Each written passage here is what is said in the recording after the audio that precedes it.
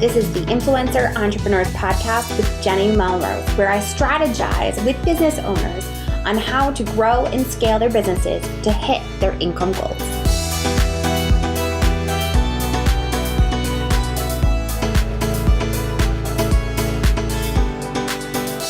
This is episode 263 of the Influencer Entrepreneurs Podcast with Jenny Melrose. Today, I am speaking with Samantha Mabe, and we're diving into increased website conversions in 5 easy steps. Now, this is going to be a great episode so that if you're not really sure on how to make sure that your homepage is set up correctly to make sure that you are driving traffic and getting them on the right path to creating and finding the right content that they're looking for, you're going to want to listen in. Before you do that, you're also going to want to make sure that you grab my Growing Your Email List guide, because as you're going to hear us talking about, that list is one of the most important things that you can have. So if you haven't already grabbed it, send me a DM at Jenny_Melrose on Instagram and just tell me email list guide and I will make sure to send it to you. All right, you guys, let's dive in. Hi, Samantha. How are you? I'm good. Thanks for having me. Yes, I am so excited to jump into this conversation about how to increase website conversions in 5 easy steps. But before we do that, will you introduce yourself and your business to my audience? Sure. So I am Samantha Mabe, and my business is Lemon and the Sea. I do website design on Squarespace, and I really help service-based businesses and coaches to create a website that reflects their brand, gives them confidence in promoting their work, and helps them to raise their prices to the rates they really deserve. I love it. Now, how did you get started with Squarespace and designing sites that way? I started my business back 6 years ago on a WordPress site because that's what I had learned on. And even knowing code and how things worked, it was complicated and I couldn't get it to do what I wanted. So I was introduced to Squarespace and found it was much easier for my clients to be able to go in and edit their site without feeling like they were going to break something. Yes, I love it. Absolutely. I've definitely seen that with mine as well, especially when it comes to service-based businesses. I think that they're not necessarily trying to rank for SEO. So it makes it a little bit easier just to be able to use something that's easy designed. So I love that. Yeah. So what would you say is the most important thing to help us increase website conversions? Number one thing. The most important thing is to know what you actually want people to do on your website. Okay. So all right. I tell people when I work with them or I'm talking with them, like, set your number one goal that you want people, if they are your dream client or your dream customer, what do you want them to take action on once they get to know you? Because if you don't know what you want them to do, they're not going to know either. Okay. So what would you say that action should be for those that are kind of like, well, I want them to buy my service because I know that's what everybody's thinking, right? What would you say is actually probably should be their really number one step? If you have a service that's like a high touch, big investment, generally that is to fill out an application or jump on a sales call. So you want them to kind of hit that button and sign up so that you can actually talk to them. If it's something like a product or a lower price offer that you're not having to make sure you're a good mutual fit, then they can actually just hit a buy now button and go through the checkout process. Okay. What about getting them onto their list? Since sometimes it takes a little bit more time to get a person into the sale to know whether or not they know, like, and trust you. So would you see that if you're not focusing on the sale, it should definitely be your list? Yeah, I think a lot of us sell through our lists. We find that that's where we convert a lot of sales. So if that's what works for you, then definitely point people to your email list. Generally, people have done really well if they have an informative webinar or an opt-in. It doesn't have to be like a crazy amount of stuff that they have access to. It's just that you're giving value. Yes, that first kind of option to get to know whether or not you know what you're talking about. I think people need that before they're going to, especially if they see something, maybe they hear you on a podcast and they've kind of have an idea that you know what you're talking about, but then just want to get that extra step to make sure that you give them a little bit of a transformation. So I love that. All right. So we have our first step in increasing website conversions. What would be our next 4 for that total of 5? Yeah. So the second one is to clearly state who you work with, who you're for, and alternatively, who you're not for. So this can be in your headlines. You're going to talk about who you help. On a sales page, you're going to talk about, these are the people that I can work with. These are the people that might not be a good fit. And that really helps people to know whether or not they're the right fit for you and if they should move forward or not. And that benefits you because you're not having to weed out people, and it benefits them because they're like, yes, you know exactly what I need. You work with my type of business or problem or whatever it is. And I know that I can then move forward with whatever that conversion is. Yes. No, I definitely agree. Okay. So we've got 2 steps. What would be your third? My third one is to have 1 call to action per page.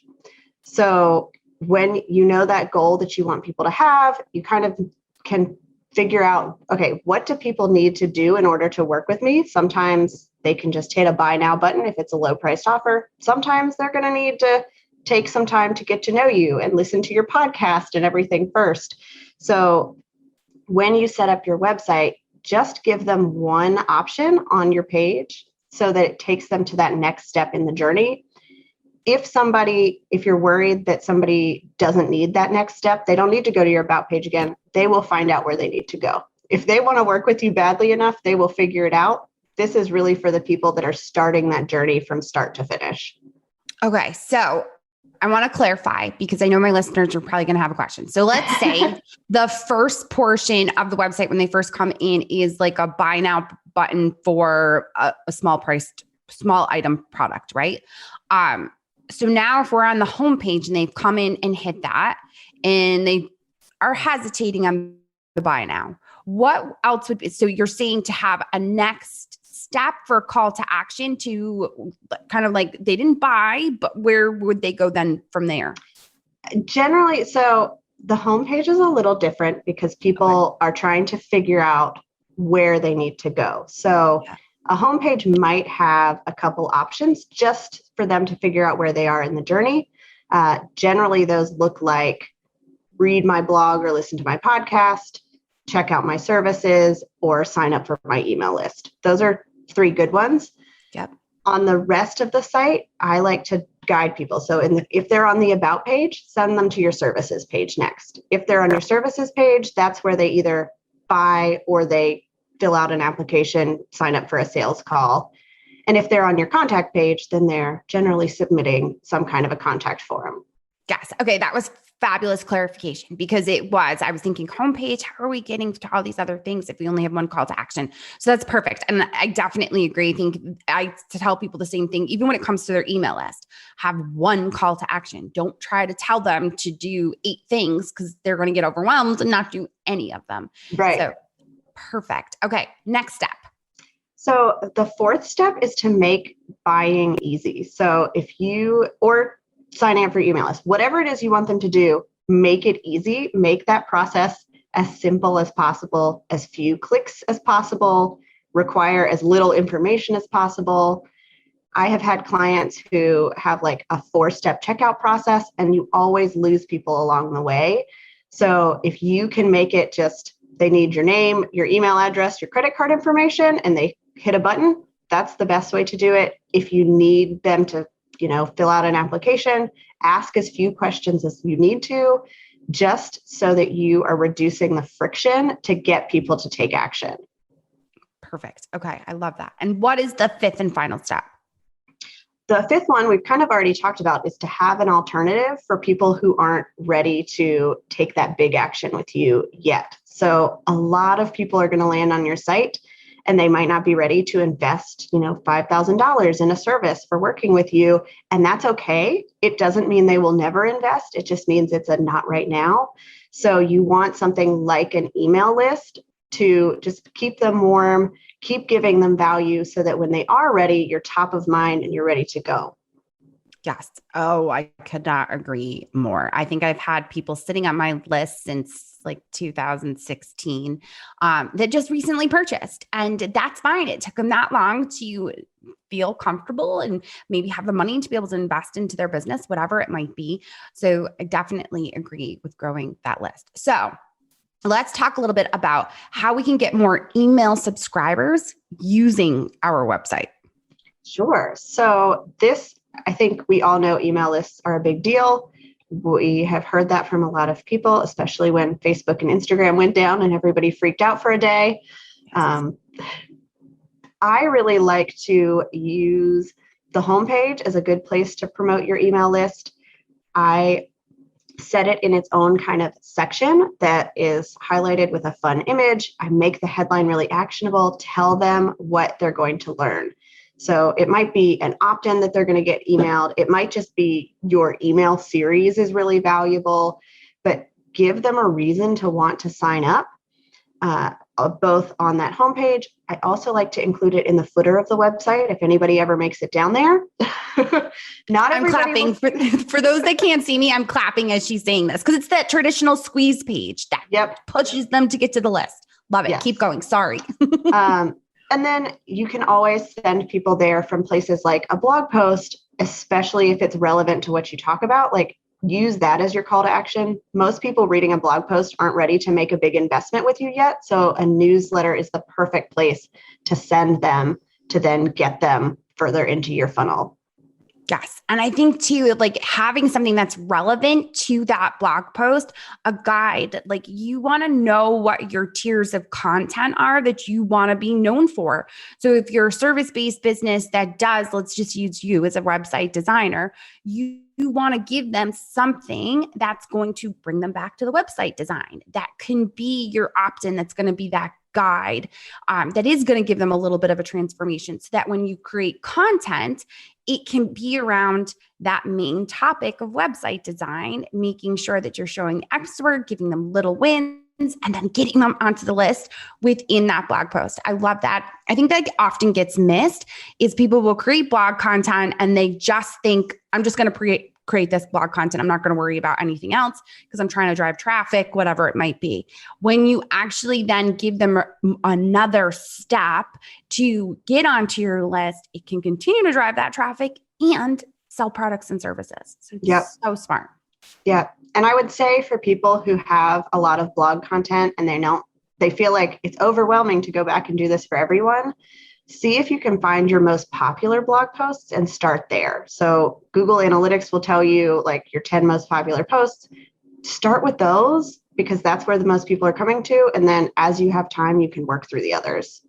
Yes. And I know people listening might be thinking, well, I have lots of different content that kind of encompasses maybe a lot of different areas. Do I have to create an opt-in for every single blog post? And the answer is no. You really want to create an opt-in that is in line with your services, with your products, so that it is a good fit and is going to show them the path that they need to go in order to sign up for a service with you.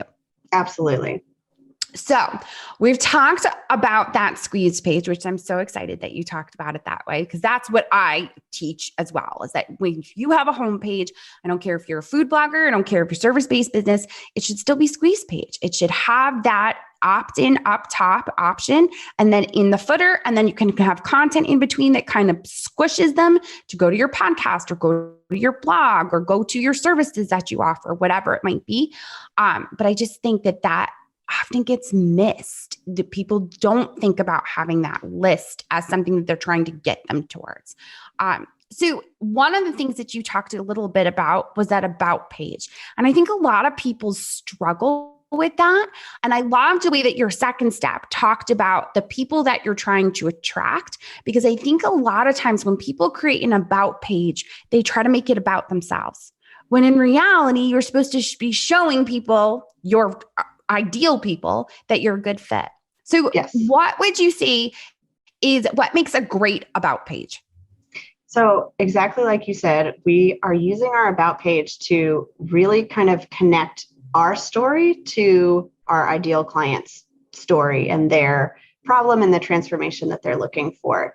So I like to tell people to include a headline that can, makes it very clear who it is you work for and what your business is about. You want to share kind of your mission behind things. I think that is so important now.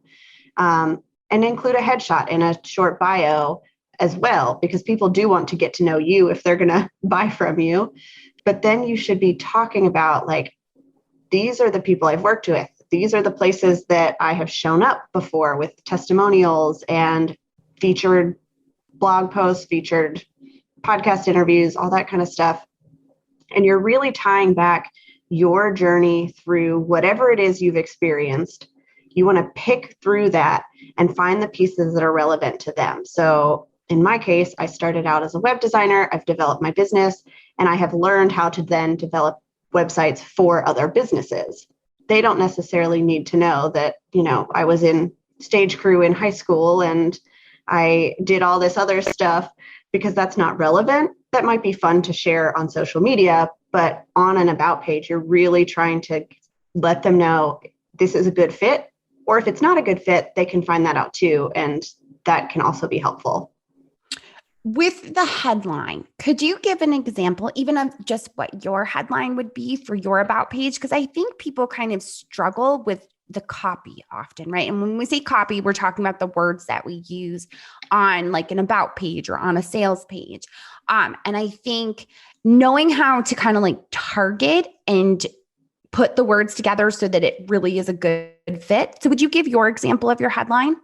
Sure. So my headline on my about page is website design fueled by faith and strategy. So it ties back to the values that I have and the value that I bring to my clients. And then we just talk more about the types of people we work with and the mission behind our business, why we really want to help people. Yes. Okay. I love that you tied the headline and the mission together. That was so good. And I think another piece is that testimonial piece, right? That sharing those testimonials and having them on there.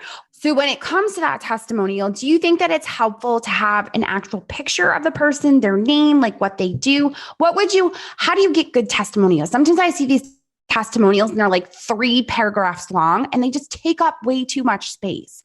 What would you recommend for a testimonial? So I always recommend to have a headshot of the person if that's available to you. I like to go through like that long paragraph and really kind of distill out the transformation that you brought. If they talk about, your process, that's a really impactful piece, and keep it to like a paragraph and then bold that like most important piece so that people who are just skimming can see it. So I'm on mine, I have a testimonial with my client and it's about a paragraph long with her name and her business, but then it bolds the part that says, I've seen more clients, I feel more confident, because that is the thing people are looking for when they work with somebody. Absolutely. And I also think then that using numbers, because numbers pop on a testimonial, right? Or I just goes to those numbers. So I always ask people, like when I'm getting a testimonial from someone, I always say, if there's any sort of numbers that you can give as far as the increase that you've seen or whatever the difference is, whether it's monetary, whether it's time back, whatever that looks like for you. I think that that's also like a great thing to be able to add in as part of that testimonial. And I agree. I love having the picture because I often will look and see, oh, do I know them? Especially if I'm looking for something, a product or service for myself. Like I'm going to trust more if I see someone that I know in my industry that's already used that person. Yep. So I can go DM them and say, hey, how was this? How did it work out? Kind of thing. I've done the exact same thing. So good. So you have a resource that helps us determine if our website is actually working for us. Can you talk about what we can expect to learn from that? So it's 5 steps to higher conversions. It's similar to what we talked about. Some of them are a little bit different because they're really quick and actionable things that you can do. Like you can make all the updates in about 15 minutes on your website. And I really want people to be able to take action and make those changes and really start to help to serve their people.